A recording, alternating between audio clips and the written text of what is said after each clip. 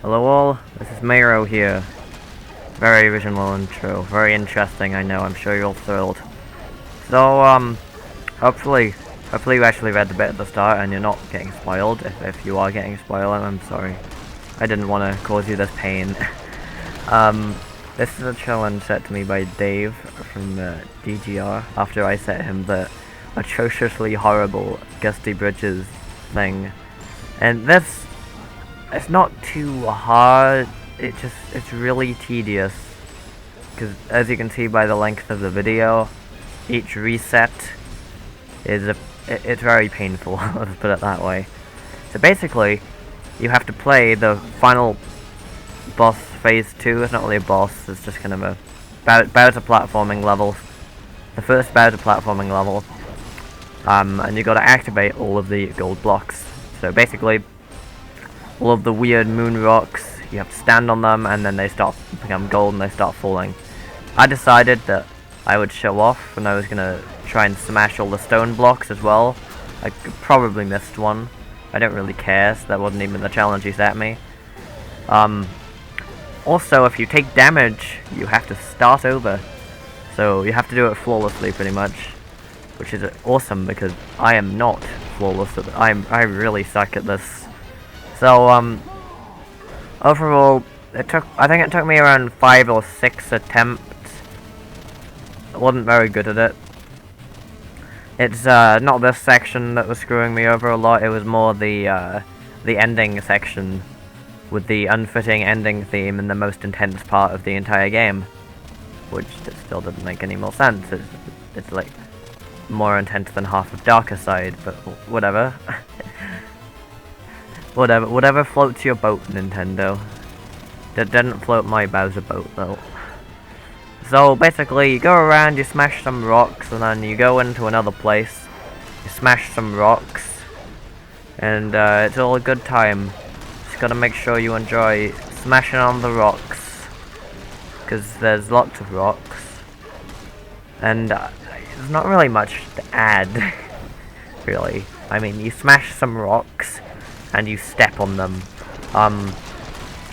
Just want to point out a few things about how Bowser controls, actually. So, the camera is actually zoomed out a lot when you play as Bowser, which I really like.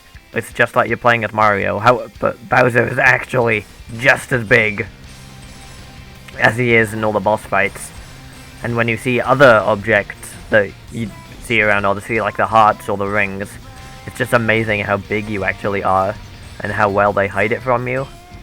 I just think that's really cool. So, Bowser has a slash attack with his claw, and basically, using that at the right time, it's basically the equivalent of a galaxy spin or a cappy throw, because you can readjust yourself in midair a little bit anyway, and get yourself a bit of extra distance. You can probably get around 2 blocks of distance using that, which is good, because Bowser has a triple jump, but he didn't have a long jump. Not sure why. Also, if you shake the remote, you can shoot fire. I am atrocious at aiming it, but I kept trying to do it with my distance, because when you get near the pillar, rocks start falling everywhere, and I didn't want to risk getting hit by them. I thought I'd just stay at a distance. The platforms, although they fall, they don't disappear for a little bit. When they're about 1 block down, like in terms of the grey blocks, when they're around 1 block down, they disappear. So it's pretty easy to tell when you need to actually get off it. But I really suck at aiming the fireballs. I swear to God, the amount of times I've just been jumping about, shooting everywhere apart from the pillar, like here. I didn't think it was too bad in this run, but there was one run where I was very close to finishing it, and it's a pretty good thing I didn't, because it was very embarrassing. The amount I clearly didn't know how to play Super Mario Odyssey. So I do like this. I love the atmosphere of this. The only thing I don't like is the music. And it's not that I don't like the music itself.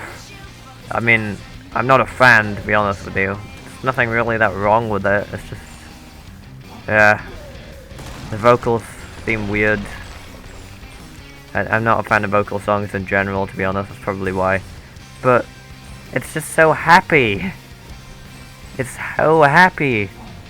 The world is literally falling apart. There's lava everywhere, and we're about to die. This is not the right music for the situation, I swear. We need a new final boss phase 2, maybe a phase 3. I don't know. Super Mario 64 remixes. Bowser's Road would fit pretty nicely, although they do remix the heck out of that. But anything but may as well just put Piranha Plant's Lullaby, because I mean it's just as happy. I'm sure you could make a good rock remix of that. Or whatever. It fits with the ending cutscenes though. It's really good with the ending cutscenes. It's they did a good job with that. So anyway, now that my rambling is done, it looks like Bowser is almost done clearing out the area. Still got a 6 health. Fun fact, if you play through on assist mode, they give you 9 hit points for this. They give you 9. Who's gonna need? And they have hearts everywhere. Who is gonna need that many? If you're good enough to get to this part, you don't need 9 hit points to beat this level. Anyway, we finished with some kind of rock spam. Not really. I was kind of surprised how difficult they made it to avoid the rocks here. But yeah, that's pretty much it. Also, another fun fact. This is where it kind of zoomed in on Bowser. If you run away, it's Bowser. The camera just starts to zoom in again as if you're playing as Mario for some reason, and you can still die. You can just jump off the edge after getting that electricity. But yeah, that was the challenge that Dave sent me. It was okay. I wasn't too awful at it, which is good. Because if I was awful at it, then that would be a shame. And I don't really have anything else to say. I'm trying to think of a really satanic challenge to send him back, but I don't have any good ideas yet. So I might have to get working on Game Go's challenges that he sent me. I don't know how to end video.